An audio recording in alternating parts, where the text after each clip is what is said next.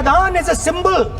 Your real enemy is the RSS. Keep it in mind. Are we going to become your unbhakts? Under no circumstances are you going to define our future. क्या संसद अब कानून बनाने की जगह चुनावी रणभूमि बन चुकी है? एक तरफ विपक्ष का आरोप है कि सरकार युवाओं, छात्रों और रोजगार के सवालों से बच रही है।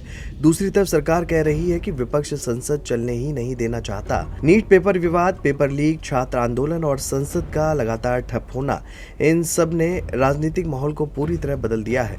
सवाल सिर्फ इतना नहीं कि संसद में कौन जीत रहा है, असली सवाल ये है कि क्या ये लड़ाई अब 2027 के यूपी विधानसभा चुनाव और 2029 के लोकसभा चुनाव का सबसे बड़ा चुनावी नैरेटिव बनने जा रही है।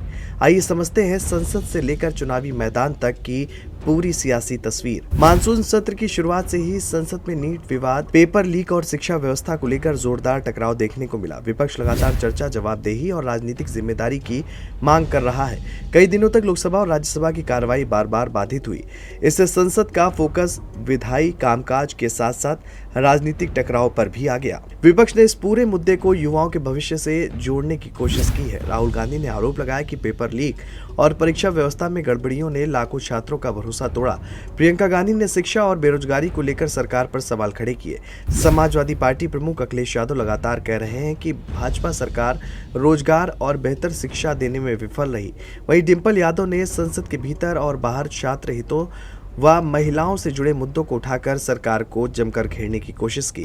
विपक्ष की रणनीति साफ दिखाई देती है, शिक्षा, रोजगार और युवाओं को चुनावी विमर्श के केंद्र में लाना। बीजेपी का कहना है कि सरकार ने केवल बयान नहीं दिए बल्कि कार्रवाई भी की है।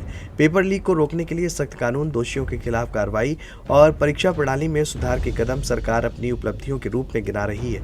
बीजेपी नेता अनुराग ठाकुर ने विपक्ष पर आरोप लगाया कि वो छात्रों के मुद्दे पर राजनीति कर रहा है और संसद की कार्यवाही बाधित कर रहा है।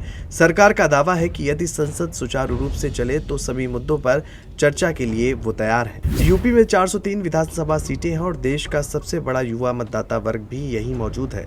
हर चुनाव में लाखों नए मतदाता पहली बार वोट डालते हैं। यदि शिक्षा, प्रतियोगी परीक्षाएं, रोजगार और युवाओं से जुड़े मुद्दे लगातार राजनीतिक बहस में बने रहते हैं तो ये 2027 विधानसभा चुनाव के प्रमुख मुद्दों में शामिल हो सकते हैं। वहीं 2029 लोकसभा चुनाव तक भी इन विषयों का असर बना रह सकता है। हालांकि यूपी की राजनीति केवल एक मुद्दे पर नहीं चलती। जातीय समीकरण, कल्याणकारी योजनाएं, स्थानीय उम्मीदवार, संगठन और नेतृत्व भी चुनावी नतीजों को प्रभावित करते हैं।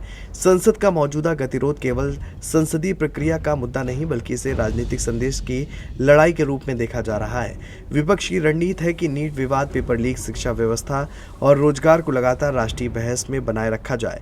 इसका उद्देश्य युवाओं और पहली बार मतदान करने वाले मतदाताओं तक अपनी बात पहुंचाना है और यही कारण है कि कांग्रेस, समाजवादी पार्टी दोनों इन मुद्दों पर लगातार आक्रामक दिखाई दे रही है। यानी संसद का ये घमासान सिर्फ संसद की बहस नहीं रह गया। एक तरफ विपक्ष युवाओं, शिक्षा और रोजगार को सबसे बड़ा चुनावी मुद्दा बनाने की कोशिश कर रहा है तो दूसरी तरफ सरकार कानून सुधार और कार्रवाई के जरिए अपने पक्ष को मजबूत करने में जुटी है।